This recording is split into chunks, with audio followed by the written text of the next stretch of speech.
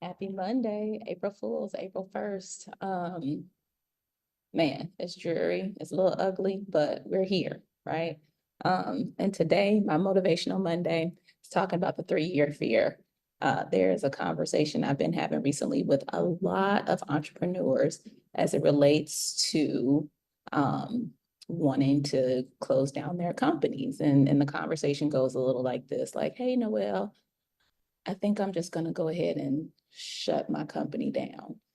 And I'm like, okay, for like the weekend, for a couple of weeks, like, what do you mean by shut down? And they're like, yeah, no, I'm just going to close it. I'm like, well, there's a lot of questions that come out of that, like, why, first and foremost. And it's usually like, well, the customers, my sales just aren't hitting the way I want them to. And I said, okay, that's understandable. So we have conversations about what their customer engagement activity is.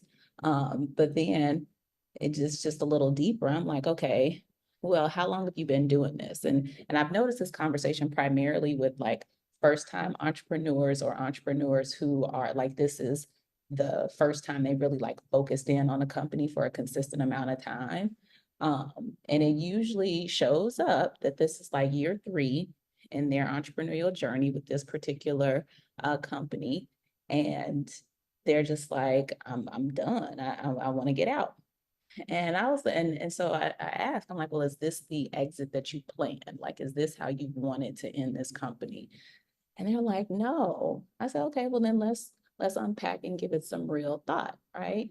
Um, if this is your first time really focusing in on a company, it's a few things that are happening, right? This is like this now emotional kind of resettling. And I've unpacked it to see what are some of the underlying similarities of these conversations. And one, it turns into like the thrill of starting something brand new is kind of fizzled out. That's first, right? They're like, oh, when you started this idea, you were super excited, you were super gung ho to go execute it. And so now that's kind of fizzling down. And then the second one is like your customer, like activity and chatter and pizzazz, that's fizzling down too, right? Because you were excited about it. So you got your customers excited about it. And so now here we are, year 3, and it's just like, oh, okay. Now the serious monotony and repetitiveness of running this company is really starting to surface. And if you got caught up in the whole post-pandemic or pandemic activity of starting a company, the economy is tanking, jobs are shutting down, how are you going to make money to survive in your life in general? This can be a very triggering moment if you're like year 3 into a company that started out of that type of mental state. And again, a lot of people, this is what they're experiencing now. So my encouragement and motivation to you today is, if that's what you are experiencing, right? You started this company like kind of post or in the middle of the pandemic, and you were really excited, and now you're feeling like, oh, this is not it. A couple of things you want to think about before you automatically just give up and shut down your company. One, doesn't happen overnight, right? The money you want doesn't happen overnight. The customer engagement doesn't happen overnight. It is very much a process.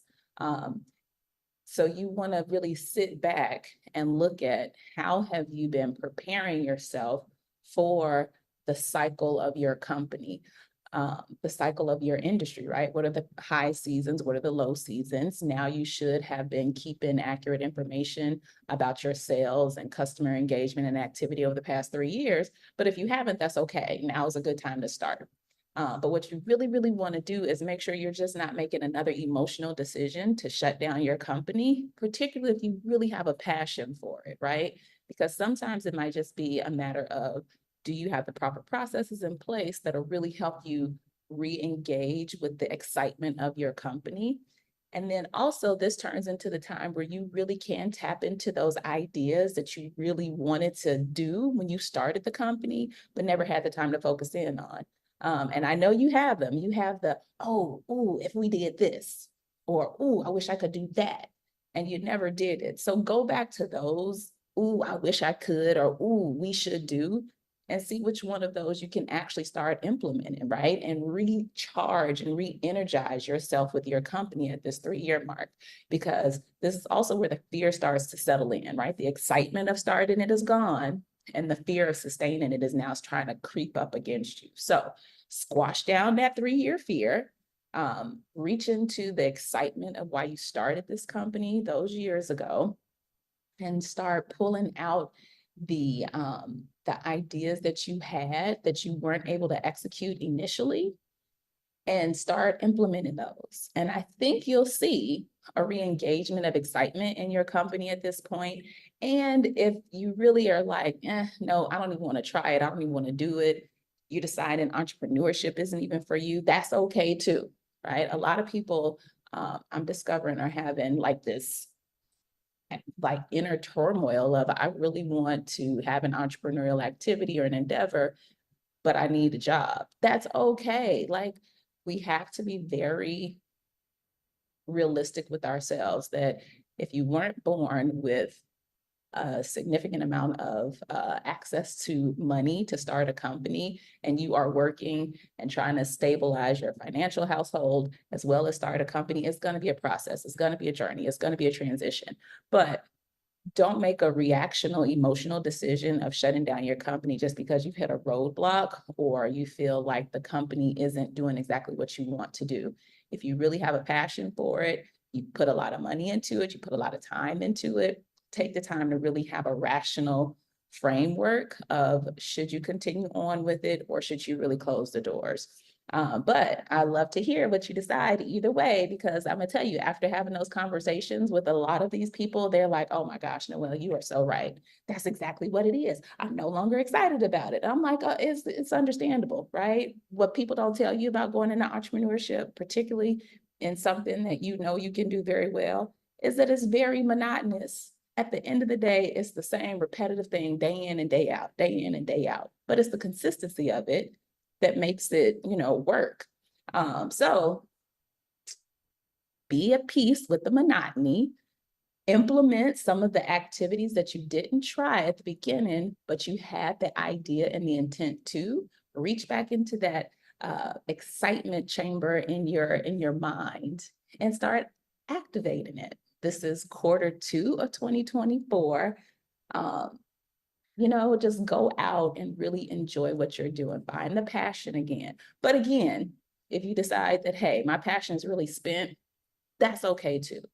Be at peace with knowing you've given it enough time, energy, focus, and money to say, I'm not going to keep going with this.